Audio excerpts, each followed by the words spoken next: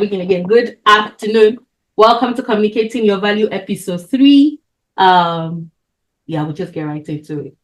On the show with me today, on this episode with me today is Dr. Gbenga Ibikunle. And Dr.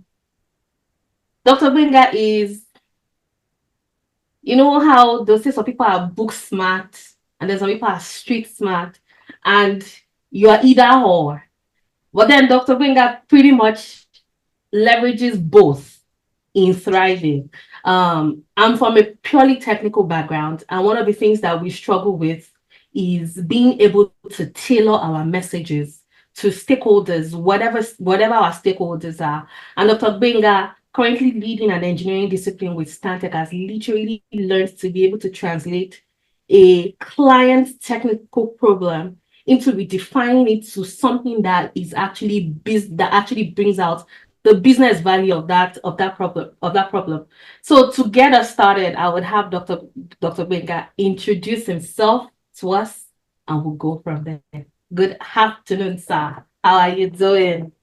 I'm doing good. Thank you very much, Abisola. And thank you everyone for being here today. You could have been anywhere. So you chose to be part of us today. I really appreciate that. We are not taking that for granted. Nothing much. I think Abisola has actually said a couple of things about me. I'm Gbenga Ibikunle. I'm a civil engineer by profession.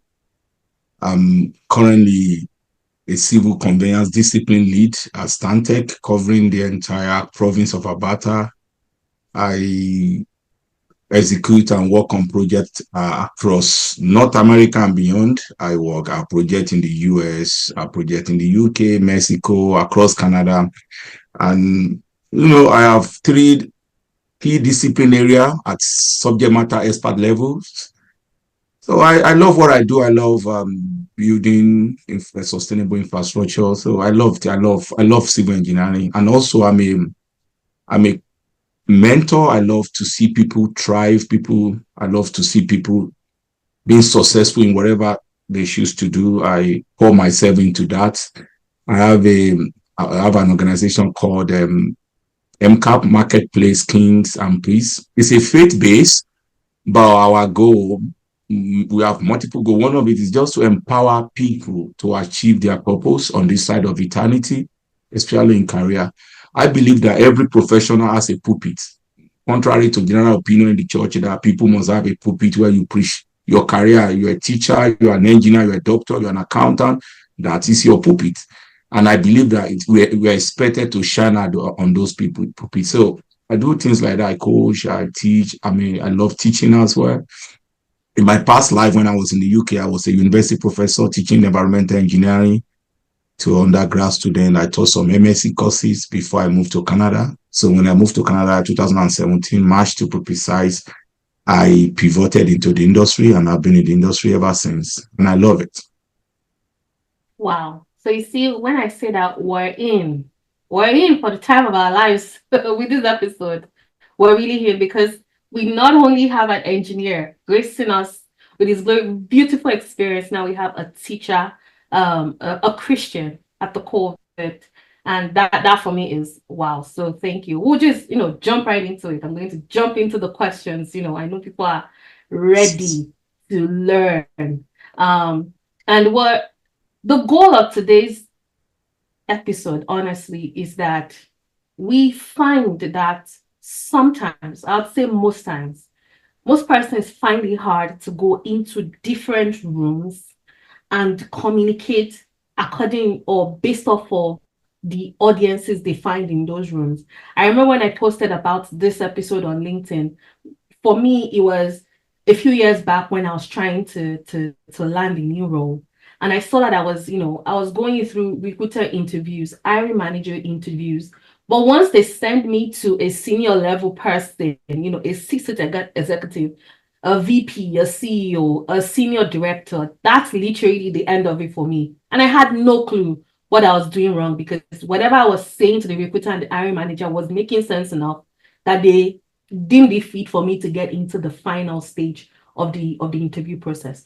And that's just on the job search side of things. There are different areas of our lives where we go into rooms, and even though we have this value this amount of knowledge and value that we can bring to that room, we literally fail at communicating it. In deciding on bringing Dr. Gbenga to the webinar series, it was more of looking at everything that he had accomplished, and I'm going, he's a technical person. How is he able to do all of this? So into our first our first question, Dr. Gbenga, what when it comes to identifying, or being open to the specific needs and expectations of different stakeholders or different audiences. So I'll use the word audience so that it could span across board. Because I feel like when we say stakeholders, most times most people just think project management, whereas we have stakeholders in every area of our lives. What are the key factors that you would consider when it comes to identifying, the needs and the expectations of those different audiences? That's one. And then how do you now prioritize, like, this is where I should start from, and I go from there so that I don't lose them along the way? The floor is yours, Dr. Gbenga. And I'll be right. All my silence is not that I'm very busy, right? Okay. Yeah, thank you very much. And I quickly want to kind of do a bit of clearing the ground. And I look at this question, like you said, it could be looked at from like whether you are managing a project, because it's when you hear stakeholder management and everything, you could just be looking at that. But like Abisola said, we deal with stakeholders in fact, in your family, your wife, your children, in deciding where to have your next family lunch time, you're going to be engaging stakeholders. Yeah, I have 3 children. I know what I'm talking about. So, and also in developing your career and everything. So this is very key. But I just want to say that I'm going to be talking on, because I don't know where you are, where you want to apply it. I'm going to be focusing on principles and a little bit of samples here and there. And I'm trusting that you guys can now kind of do the distillation and kind of say, okay, where am I applying it? Because I know we have mixed audiences, people with at different stages in their life and career. So permit me when I sound a little bit academic sometimes, but I'm just trying to make sure that I get everybody. Back to the question. So one thing I want to say first is that you need to know that this is not about you. It is about the recipients. And that's one of the problems we have when we are talking about stakeholder engagement in many capacity. You need to take the searchlight away from yourself. You need to focus on the people, right? It's about them. I had the privilege of doing a lot of drama when I was in the university. I was the UJCM drama coordinator. I wrote a lot of script I directed. One of the things I learned is that when you pick your pen to write a script or to write a song, you have to think yourself out. You have to think about my audience. And also I have this training as a teacher. Who am I teaching? So that's the first thing when you're talking about identifying specific need or expectation. You need to forget about yourself and think about those people. Take the searchlight away from yourself. It is about them. It is not about you. So you need to know that. And now, having understood that, what are the ticketing? Again, you start with identifying, who am I dealing with? Who are the stakeholders here? What are their priorities? What are their needs and expectations in relation to the issue at hand? Please be specific. You need to start by that, identifying them. What is important to them? What are we talking about here? What are their priorities? You need to identify them. When you identify them, when you identify these things, you will discover that you have people with different priority, different needs. That is fine. Different expectation. Whether it's a project you are working on, whether it's a technical project, whether it's in your life, even whether you want to discuss your career advancement in your team. So you need to also understand, okay, I want to become from this level. I want to become a manager. There's a lot of stakeholders, your colleagues, the people you want to manage. What are the alignments of your goals to the organizational goal? There are some stakeholders. There are some people out there who say, okay, your manager might love you on the new role, but there are some people above your manager. They are stakeholders. Do they actually want you there? Or what are the priorities of these people? When you understand all these things, then you do what they call in change management. There's a concept they call stakeholder mapping. or he's just talking about prioritization. Like you now group your stakeholders, you group them or your audience based on their level of influence. And I will tell you a story to that. You need to, when you know these people, when you identify them, it's not every one of them that is important. You now need to go to the next stage and say, what are their level of influence? Let's assume you have three groups. Which of the groups has the most influence in decision making? So you need to know this very well. I cannot overemphasize this. You know why? You are not going to just expend your energy where it is not needed. You don't want to major on minor and minor on major. So you need to do what? When you are doing the prioritization of mapping, you need to be able to find their level of influence, level of importance, or potential impact on the matter at hand. Who can decide whether you get promoted or not? Who has the final say to say this project will be successful or not? Who has the final say to say this will be done? I tell you something, I'm an engineer, I build pipelines, and most of my projects are trenchless. I'm a specialist in them. Trenchless construction of pipeline. What we do is that I can build pipeline without digging. That's one of my areas of specialty. One of the things that drives me crazy sometimes is that you have a beautiful project and that project can fail on the account that there is a right of way or there is a historical tree that the tree has been there for 30 years and they say, no, you can't even go take your pipeline, close that tree. And somebody will be thinking, this is a $30 million pipeline project. What is tree? Especially looking at me as an African man. What is tree? Just cut it down and move on. No. That tree along the alignment of that pipeline can actually make or mar your project. So I need to understand all these things and prioritize. So you know what you are trying to do. You are preparing yourself for the battle ahead. After you do this, you know what this will do for you? This will help you to focus your effort. That's the point. On most critical and important stakeholder. I cited an example of you want to build a $30 million project, a pipeline project. And you've done everything, you've sought funding, you've done your design and preliminary design, concept design, preliminary design, detailed design. You've done everything ready to go to site. You are mobilized and everything, only for you to show on site. And some people call themselves friend of the earth. And they say, no, this cannot be done. And they make a lot of noise. That I'm not saying that this is not important. I respect sustainability, being green and all the like. But that little tree that you see that, is it not just a tree? And I've spoken like that. I told my colleagues, it's not just a tree. Talking like an African man that I am. No, it's not just a tree. So we need to start engaging those people and communicating the value, why the pipeline is more important, or provide alternative means by which you are going to take care of the tree for them, or any other. It could be anything. So that is the important thing. Then the next thing you want to do is that when you are doing the prioritization, when you are doing the identification, one of the data you have to be gathering is that you want to understand their interests and expectations. And that's what I was talking about. You will be thinking, yeah, we want to build the pipeline. It's going to make the life of people that, okay. But the guy is saying that the tree is very important to me. You cannot understand it. And that's one of the things. Don't try in stakeholder engagement. Don't try to rationalize people's interests. No. You need to honor, no matter how stupid it sounds to you, you need to, and I will probably talk about that, you need to acknowledge that and show genuinely that you acknowledge it. And that is very, very, that is very, very, when you have to be genuine about it. Even something like me, I said, what is tree ball? In my stakeholder meetings, I need to show real concern that I really feel you for that tree, even though something in my mind, but again, it's very, very important.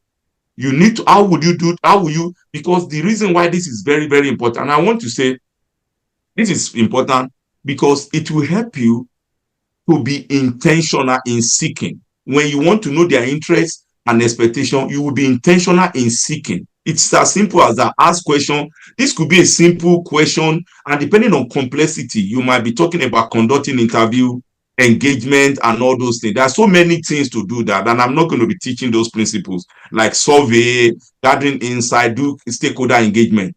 If you are talking about big project, but if you are talking about your career in the office, to your manager. And I did that, and I will tell you, that was a time in my career, I got to a point.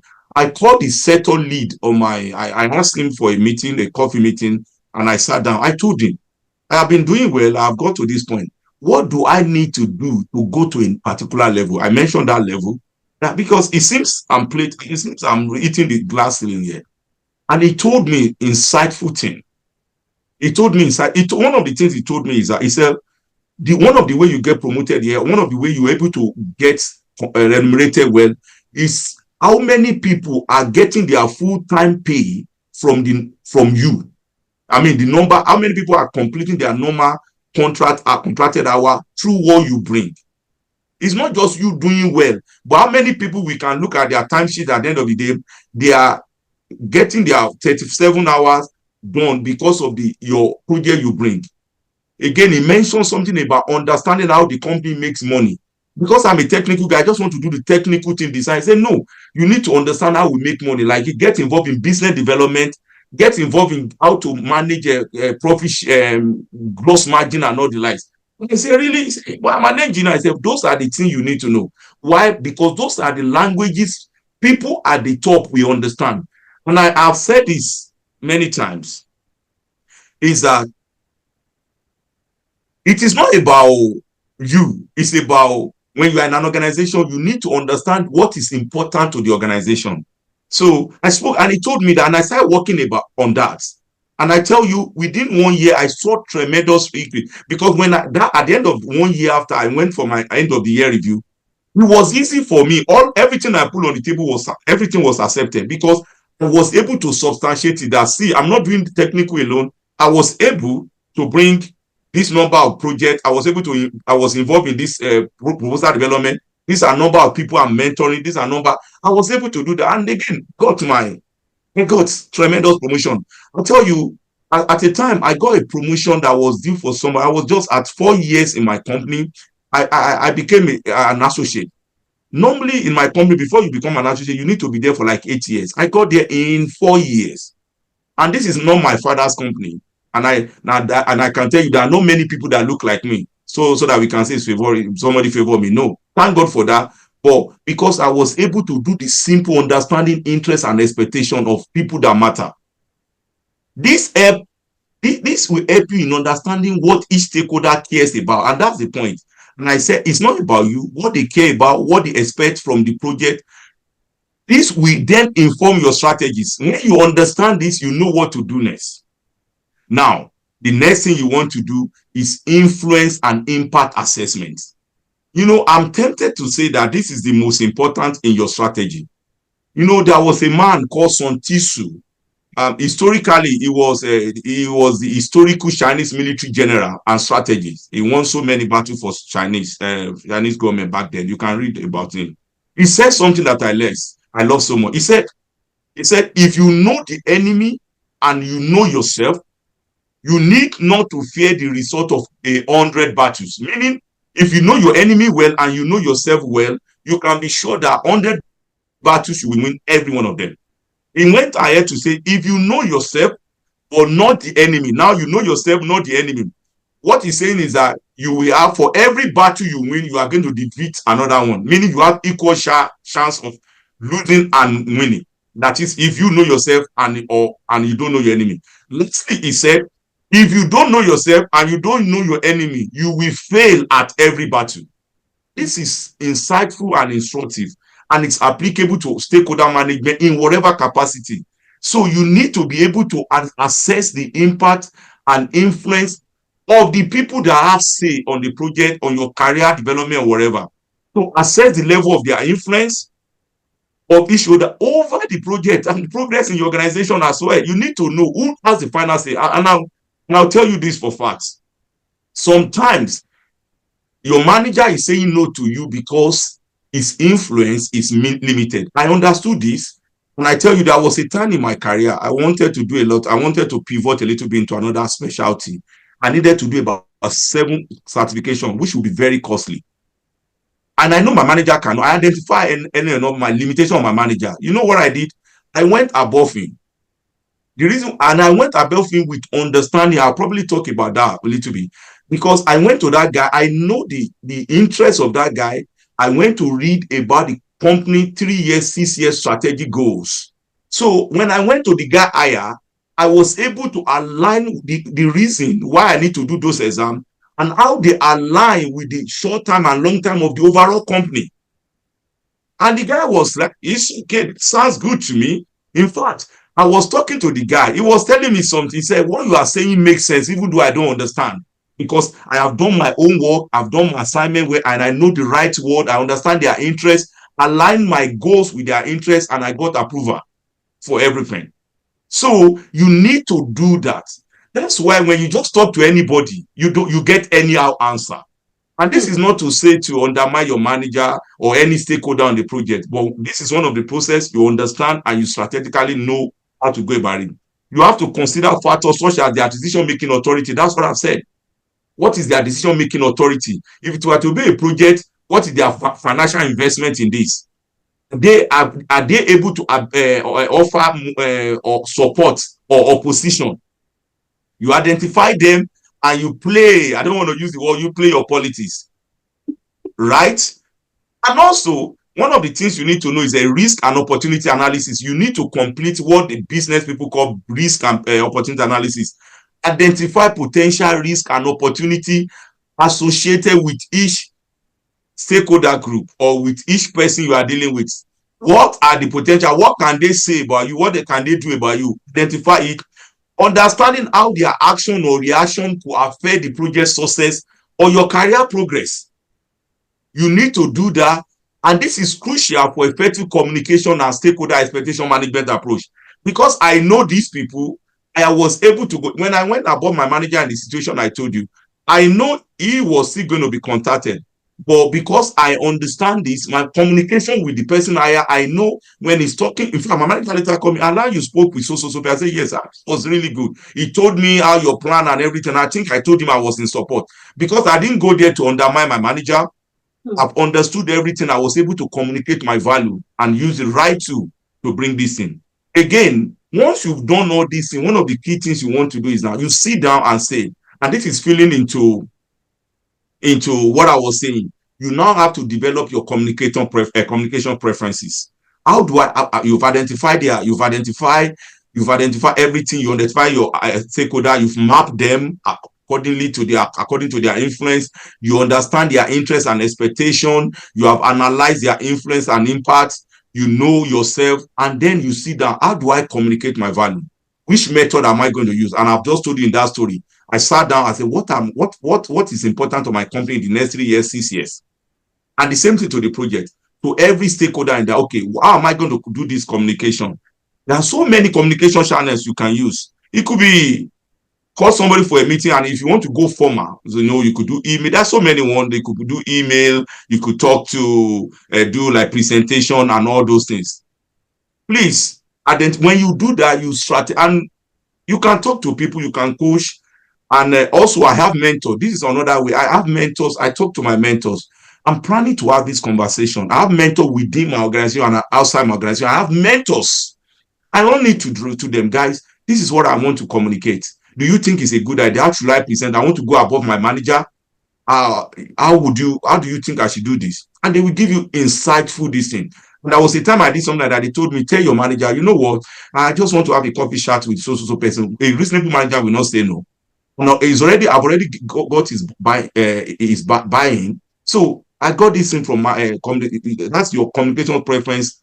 Get guidance where you need it from mentors, from people, and do all these things.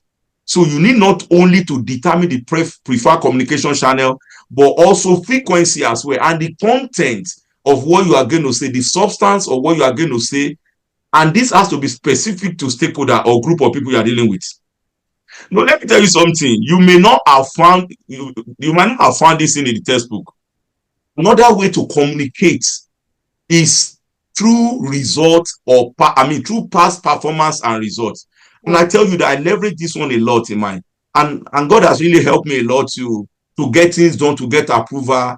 In 2021, I wanted to do my MBA. I mean, an engineer, senior engineer. We don't need MBA. So and I wanted my company to pay for it, over $38,000.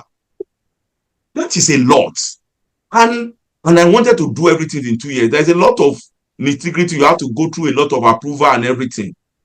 And also, don't forget that and I wanted to run it a little bit full time. That will impact my performance as well. But because everybody is looking for their interest. If this guy were to go on MBA and they know the kind of person I am, how would that impact his leadership role, his technical role, the people, everything, you know? But because of my past performance and results, they know I can work better under pressure. They know I can combine many things out. It was easy conversation for me. In fact, my business lead gave me approval before the HR because there's a lot of clawback they need to do.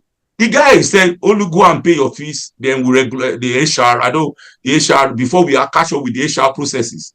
Because past result and performances, and that's where many people get it wrong. You'll be surprised that people are not supporting you, they're not supporting your career goals. But you have not proven to me in the past that you can be trusted. Now, there is a maxim in law, there's a Latin doctrine in common law. It's res ipsa locutor. What it means is that facts speak for itself. Facts speak for themselves. So leverage that one also. Leverage on your antecedent. When you are giving something to do, make sure you do well so that you can leverage on it to your stakeholder. Now, remember the last time I told you I was going to do it, I did it. Yeah. So when you want to engage them for further things, they trust you. Please, and also be authentic and transparent. Transparency builds trust. And what it does, it ensures stakeholders feel involved and valued. Everybody's importance. This will ensure that stakeholders are kept informed and engaged in a manner that suits them and their interests. Again, there's a way you have to make people very to enjoy them, to feel I'm in control. I will tell you a story. When I used to have I have 3 kids. My younger one, my last daughter, when she was in what they call daycare, I was speaking with the head teacher because I asked the head teacher, you were able to control these kids. And when we tell them to do something, they'll say, no, no, no. And the woman just said, when you tell them, I was watching, when you tell them to do something, they do it. She said, what we parents lack is that we don't let the kids feel they are the one making the decision. I said, how do you mean? He said, if I wanted a child to wear a jacket, I give them option that will lead to them wearing the jacket. That's how do you mean? And we say, oh, come on, Charlie, do you want to put on your jacket in the room or in the playground? He said, the outcome of either of the options will lead to wearing your jacket. And the little one will say, well, I want to put on my jacket at the playground. At the end of the day, the little one is thinking, I have made the call. Meanwhile, the decision you get what you want, but the little child also is feeling good that where I was the one that decided where I wanted to wear my jacket. And I started that, I said, that is true. Because we parents, we just say, Charlie, you need to wear your jacket now because it's cold outside. The guy is going to say no, because they are at that stage in their developmental stage where they are trying everything. I say, really? That thing works like like magic. I use the same thing on my kids. Oh, yeah, you have to have your dinner. Do you want to have your food now, or you want to have your food after you watch the TV? You want the child to have the food. And once they make a decision, they will stick to it. The same thing. In any way, when you are communicating your preference, make sure that you play to you make sure that everybody feel valued. That's the point I'm trying to make. The last point I'm going to say here is that it is easier said than done. Implement whatever strategy you put in place. Monitoring is very important, and evaluation. How do I mean? Implement the outcome, whatever you have come through, act on them, and also continuously monitor the effectiveness of whatever strategy, communication strategy or engagement strategy you have used. Check whether it works fine, and if they are not, make adjustments as needed. One of the key things people lack is that you seek feedback. Ask them. And when somebody resists me, and ask, how do you think I can present this thing further? Or speak to people and say, what am I doing wrongly here? When you do things like that, then it's like a loop. Take it back to this process, make adjustment where necessary. And I tell you, I've tried this. They work. And one of the key things I want you to remember here, it starts with taking the searchlight away from yourself. It's not about you. It's about the stakeholders. Thank you. Thank you. Take the searchlight away from yourself. Hey, sorry, 1 minute. I'm still writing. Even though I have this video and I watched it again, writing does something. Okay. So from one question, we've learned you need to ask for help. You need to ask for guidance. Um, and I'm not even just going to, because somebody will tell you, understand how your company makes money.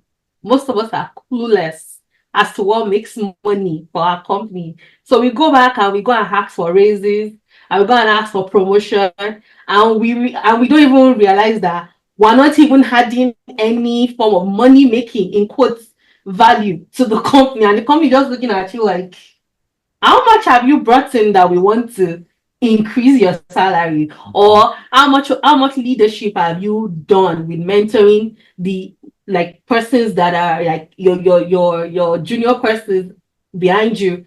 How much work have you done pouring into them that we want to promote you? So like those are things that hopefully we're coming off this episode and we're thinking about as we go into our weeks and begin to really, put look at all of these lessons and then putting plans together and acting on them and then pivoting. The cycle that Dr. Gbenga mentioned. You go through that cycle and then you're like, okay, so this is where I need change, and then you pivot and then you run it again through the cycle till you start to see the results that you're seeking. Thank you. Thank you. And let me add this in when you're talking about this. And when I had this conversation with my business lead about what I need, and I asked him what support, and he said he will support me. I started doing things, and I told you, and I'm telling this, it's on record. Within the space of about 5 years in my company, I have over 100% pay rise. I'm telling you, it's on record, it's recorded. Because it's just that I was hitting the right notes. I know exactly what I need to do, what are the strengths, my knowledge acquisition. It works fine.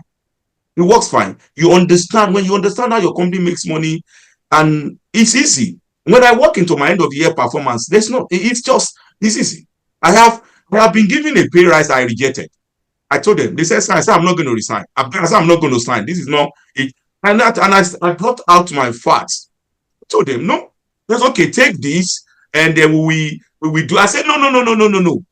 At that level, I know my performance, I know my contribution to the goals, company goals and alignment, not your local business, the global vision and strategy of the company. Said no. In fact, there was a year where they have to have a quarterly pay rise program for me. We normally do that once a year in my organization. They say, okay, we do this quarterly so that we can do what you're asking for once. Yeah, Wow. it works fine, but because I bring my value. And again, let me tell you something. Somebody said, not only work smartly, work loudly. What do I mean? We are talking about communicating your value. If you don't say what you are doing, who will know you are doing it? Right? Always communicate your value. And I work in fortunately for me, I work in my office is the headquarter, is the global headquarter of my company. So you run into the C-suite guys, sometimes the leadership and everything. I go to conferences and so I talk about what I do. I engage them. What you doing? This is what I'm doing. This is what I like to do. Most of the people, they know my name one way or the other. Every conference this year alone, I submitted conference presentation 10, and the 10 were accepted. I've spoken at multiple conferences this year. I still have more to go. When you are doing all these things, because you are taking yourself out of the small office, globally, all my vice presidents, senior executives, they are seeing me. They are seeing this guy. They are talking about it. And many of you, I know many of you might not know on Facebook, you promote your company as well in what you are doing. These people are seeing you. So when you go to them, they're asking for something. They say, well, we see what the guy is doing. So Yeah. please learn how to shout on the mountaintop, if need be, of your value. Of course, this is not like being proud, with humility. Oh And I no. tell you, what you are saying is the truth. Somebody might not like it, but it's the truth. Pride. You can't do anything about it. Not pride if Thank it's you. truth. No, it's not pride. We Yeah. learned from Tyra in our first episode. You're supposed to maintain. You don't just keep. You maintain your bragging book, and you don't leave it as a diary hidden somewhere collecting dust. No, everybody that matters, everybody that needs to know about it, needs to know about it. And Dr. Gbenga has now done it in a different way. You said what? Learn to walk loudly. Loudly or loudly. We have a number of questions, so I'm just going to ignore the other questions and we'll just get into the questions that we have from our audience. So someone is asking, in a situation where you need to go above your manager, how do you effectively do this without making an enemy of your manager, especially in a scenario where your manager is not on board exactly? Yeah, absolutely. I love that question. And to be honest, I was expecting that question. And let me tell you something quickly. Please, and please, do not try to outshine your manager. Hmm. Do not try to outshine your manager. I say it again.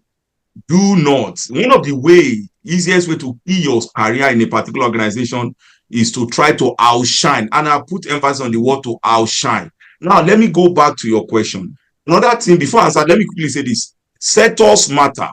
Industries are different. I work in a performance-driven organization. I'm a consultant. It's different from when you work in government where it's more politically driven. Some of my approaches might not work. In those areas, you might run into trouble. Now, but nonetheless, even in a performance driven, you don't want to outshine your manager. This is what I've done. Told my manager in that one particular situation, these are the things I wanted to do. And I understand that he cannot approve it because those things are beyond his pay grade. And I told him that I'm going to speak to so person about this, not because you are not, so that I can actually let them see the reason. I was trying to offer, I said, because by the time you go, you will not, because I was trying to go into another discipline area different from our normal bread and butter. Say you will probably lose some traction in the important because there are so many things you need to communicate to that person. But if I stand there, what I will be able to say that. And what do you think about that? A supporting manager, and that's again understanding your clients. I mean your stakeholder. I know the kind of person the person was. So I was able to leverage and give him. I gave him some credit. Remember when I was citing an example of what my 3-year-old teacher told me. I put some question ahead of him so that whatever decision he's going to make is going to lead to me going there. You need to be ahead of the game. And that feedback to what I said about the Chinese general. You need to know yourself and the person. So I was able to say, okay, if I speak to Mr. So on this, I'm going to communicate this and how this is going to help our team. So that will mean that we have another stream of area of expertise in this place. And before then, I've been telling him when the proposal comes in that area, I will show him. He says, see these people, a lot of proposals are coming out from this area. However, we don't have the expertise. We don't have the expertise. And I've been doing a lot of things about it. And I've been communicating the value to him. So when I say, you know what, if I just speak to so on this, he said, it's fine, that's fine. And when I went to that one, I actually spoke with my manager, and he said, this is a good conversation to have with you. So I didn't go there to put him down. Yeah. Now, and it depends on what you are talking about. If you understand the company organizational objective and goal and everything they want to do, and you are aligning your communication, a good manager should not oppose to it.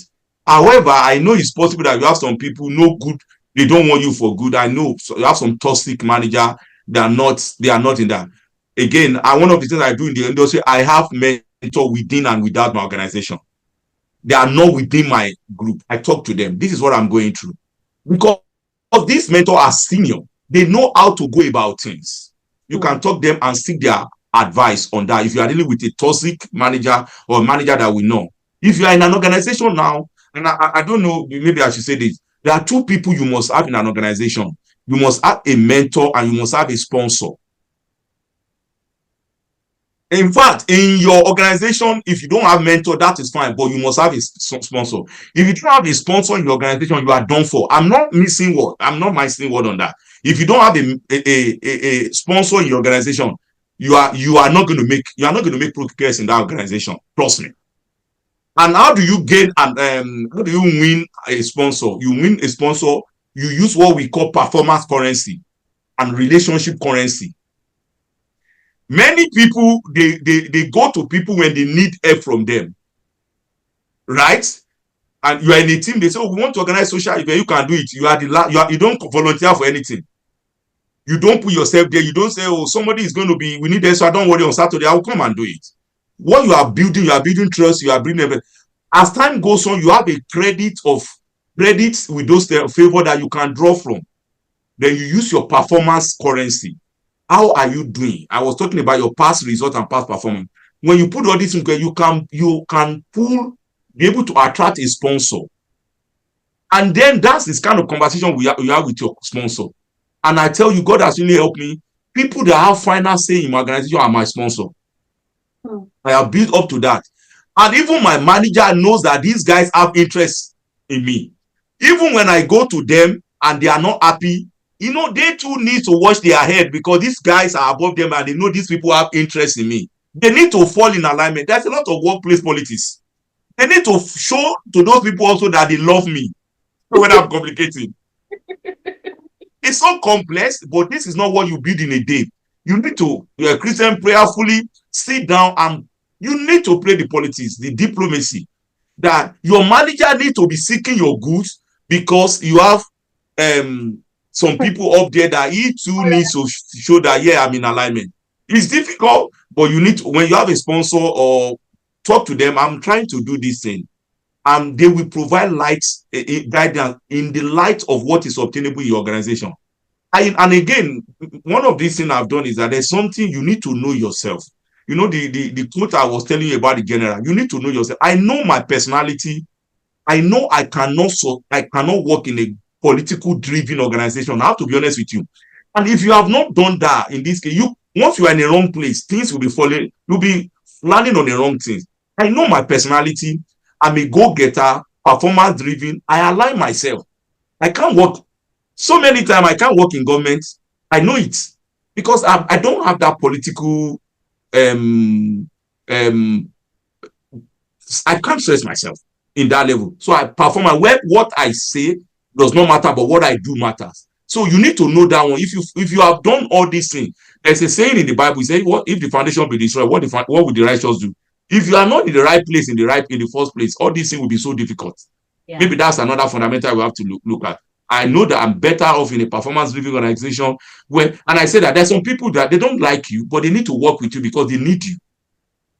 Because they need you to make them look good as well. Because it's all about bottom lines. I don't know if I've been able to answer your question. I know it might not be, but if this person has a follow-up question, you could just send that in. But I like what Gbenga has said. If you're not even proving yourself, it's hard to even have conversations with higher ups to start with. But that said, you're not necessarily going above your manager. You're just trying to make sure that the right decision makers are listening to your right ideas at the right time. And 9 out of 10 times, if you're not in a toxic organization, your manager would tend to back you up in those. Absolutely. Yeah. Then there's one more question. This person is an intern, and they're asking, what questions can they ask to align their goals with the company's objective during the internship application process? I'm trying to think of this question. What are the questions here? The question could be anything. The first thing is that you need to go and read about. There's a simple rule of thumb that you are going for an interview, you study about the company, their value system, their goals, their strategy, what they're trying to do, and all the likes. When you do that, and the same thing, if you are an intern in a place, you should understand, and these are all out there. What is organization doing? What are the plans of the organization? What are the short-term goals and long-term goals of the organization? You can ask your manager. And again, like I said, even being an intern, you have somebody supervising, you could look for somebody around your company that you like what they're doing. And I've seen that when you go to somebody, I just like what you're doing. I just like the project. I just want I just want to be having a coffee chat with you about my career. But people tend to say yes. So you can gather all these things there. And when you have people that you can trust, you can actually ask them specifically, I want to have this conversation with my manager. What are the kind of right questions I can ask? Hmm. And let me tell you something that I do tell my mentees is that when you want somebody to do anything for you, do not go with your cup half full. Don't go with a plain slate. You must have done your own work, read the company organization plans and goals, and say, when you identify that, the right questions will come. The right question are, in the case of what we are talking about, is that whether, how do you fit in? How do you align? What are the skills set you need? What are the certification you need to do? This is so difficult to say what question, but when you understand what the companies are on about, and you understand where you are, the question, the gap will be seen. The gap, it will be obvious to you that, okay, these are the question I can ask, and you have the question, but the question could vary on anything. Like, it could be like I told you just now that I call one of my business center lead, I called into a coffee, say, boss, I'm doing everything. What can I do to earn this particular level of pay in this company? What can I do to come to this level of leadership? Ask. Because and he was happy, he told me, and he told me after the conversation, I like you asking this, know that I'm here, I will support you. And to be honest, the guy supported me Hmm. 100%. Every time, he was one that approved my MBA. So when people see you asking the right question, they just love it. They say, oh, this person is interested in what we are doing. Could be many questions, like you now, like intern, you can ask. I love what you guys are doing here. While after my intern, what can I do to come back to this organization? Or while I'm away doing after my, what are the skill sets you expect me to gain, so that when I come back, I will be a better fit? Hmm. Right? These are the kind of simple questions you can ask them. But again, know what the organization is on about. And maybe before time, I'm going to tell you when I've used this particular method of understanding the company long-term goals. Maybe I should just stop here. If I have the opportunity, I will tell you a true life story and the benefit of that to me. I like that question that you put there. Is I like the fact that it gets the hiring manager thinking about having this person come back. So the person is looking and now interviewing this intern from the point of view of a full-time junior person in a year and a half, which is a very good perspective or a very good thing to get an hiring manager thinking about. Okay, this person is thinking about now, they're thinking about the future. And to round up what you said, literally, when you said go informed, I sum that to the right questions are gotten from a place of knowledge and information. You need to be armed with both to be able to ask the right questions. We have 6 minutes. I'll let Dr. Gbenga share his experience with us quickly. Yeah. Okay. Yeah. You know what? That was a time about 2019. Was the okay? Okay, it was around 2018. I was a project engineer on a project, and three key projects for a major client, and the project manager had to leave my company. So, being the project engineer on that, so they brought a new project manager who has no clue. So I have to anchor for that. So to kind of ease him into the project, what we do, but while I still focus on my technical deliverable. Yeah. So, and then before COVID, we used to go to client meeting. We go to client meetings all the time to in person. It was always three times a week. I would go to client meetings. And as a technical guy, I just sit down in the meeting while the project manager does all the talking. They brought sometimes when I need to chime in for technical things, I do that. But every time I sit down in that meeting, I notice something is missing. There is a disconnect between what the client really wants and what we are saying. And this disconnect are not because somebody is not competent, because we are technically driven. We are looking at technical solution. Meanwhile, the clients, even though the problem they have appear to be technical problem, they are actually business problems. Hmm. They are business problem. If somebody asks you, I want you to build me a house, maybe we want to build head office. Oh, the architect, the construction company say, yeah, that's a technical work. We want to build the most beautiful building, office building in North America. But for the business guy, for the company, that is a big strategic business decision. Maybe they want to improve their brand. They want to show their client that they care. Maybe they want to show that we are green driven. And all those things, you don't know. And I started realizing that we need to find a balance between what the link between technical deliverable, how they link to business. So I Hmm. started asking, and I realized that there is one thing that connect the dots is a field called asset management.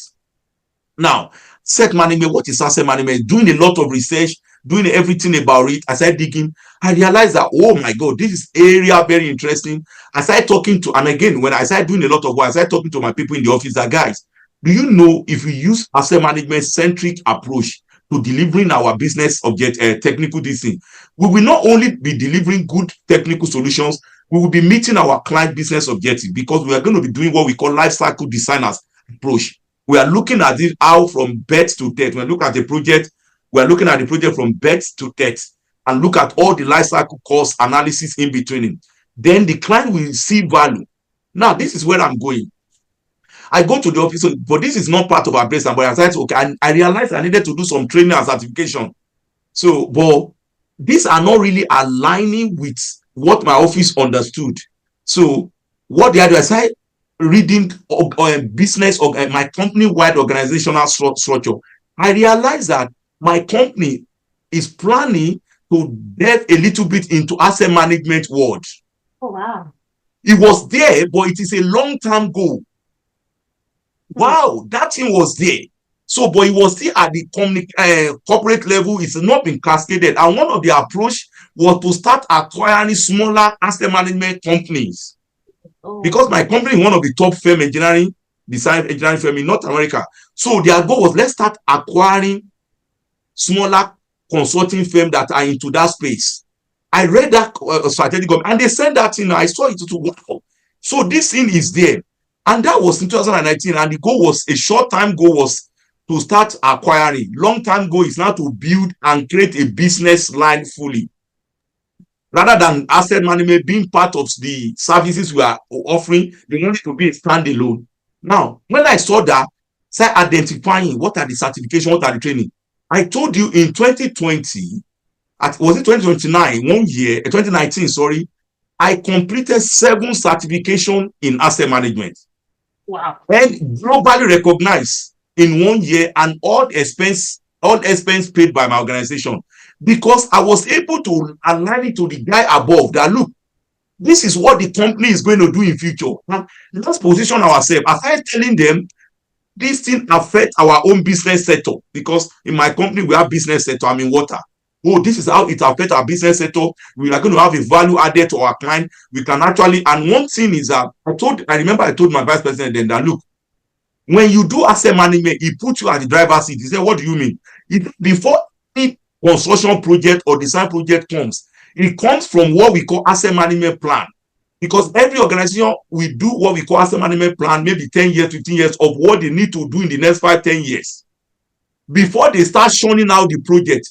Any project you see coming out as a request for proposal, they've decided it 5 years ago. He said, if we help our organization to develop the asset management plan, we know about the project before it comes. The guy looked at me, he said, it makes sense. In fact, I said it on this call. He said, you know, everything you are saying makes sense, even though I don't understand. He asked me, what do you want me to do? I said, I have a lot of certification to do and they are costly. He said, okay, is that? I said, I want you to approve them. He said, you have my words. In 1 year, I did, and I was rushing everything. I did one course with Louisiana State University in the US. It was supposed to be for 6 weeks. 6 months, I did everything in 6 weeks. I went up, did everything, all certification globally, locally, nationally. I was doing everything. When I started doing that, I joined organizations that are promoting asset management, showing up, doing things. As God will help me, in 2020, I won a global award as a next generation asset management professional.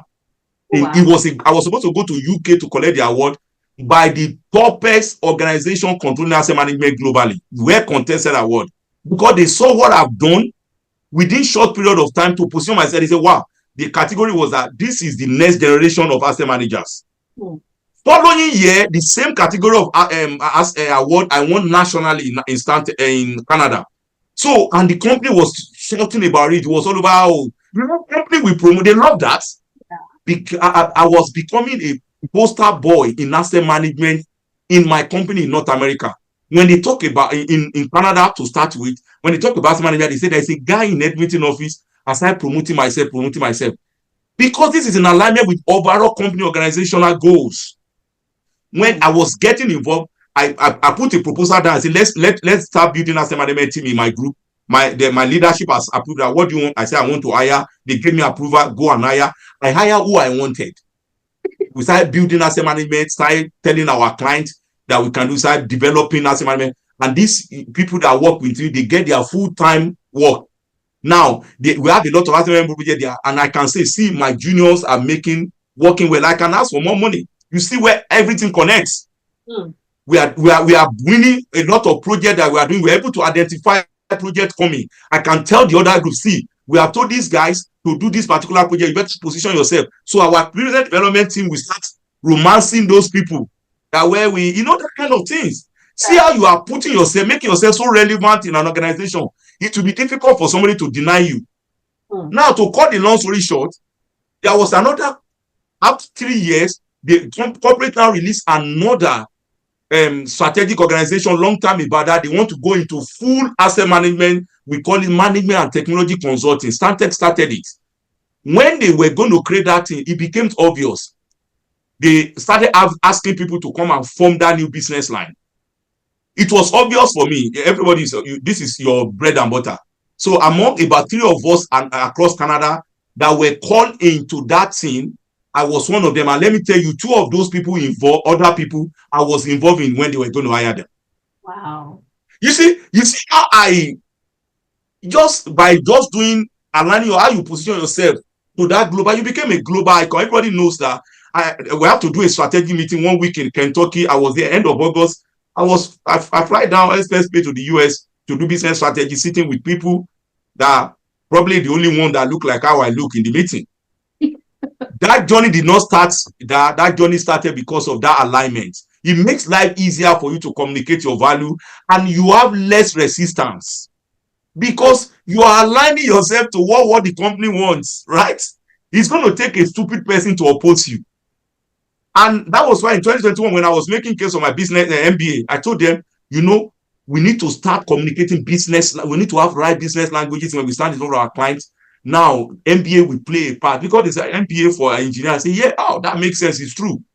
And again, I spoke about leveraging your past result and performance. They could see that this guy has said these things in the past. He has delivered.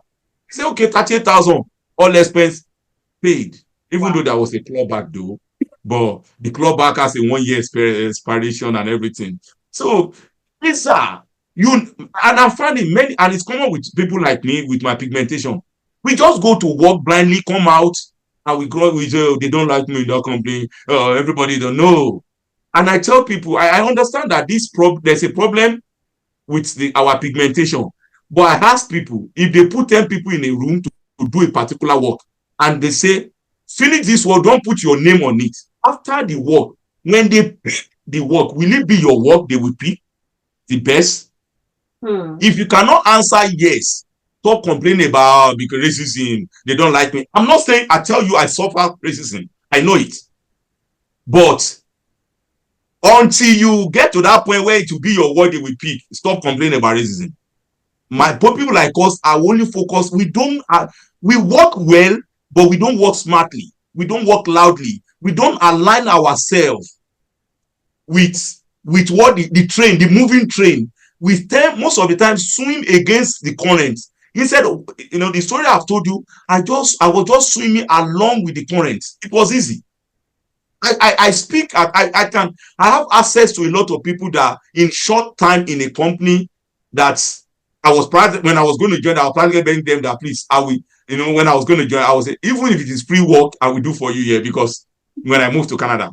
But I rose to become discipline lead in 6 years. To be a discipline lead, you are talking about 10 to 15 years experience, or technical.